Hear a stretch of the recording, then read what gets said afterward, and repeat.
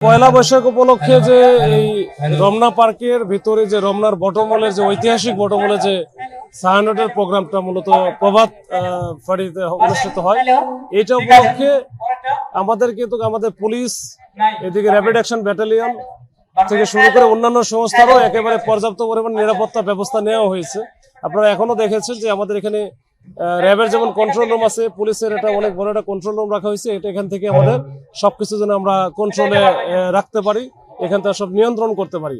তো এই ছায়ানটের যে প্রোগ্রামটা আছে রমনা বটমূল কেন্দ্রিক, এইটাতেও আছে। এটা শেষ হবে, এটা শুরু হবে 6:25 থেকে 8টা, 8:30 পর্যন্ত। এরপরে আবার অন্যান্য প্রোগ্রাম শুরু হবে।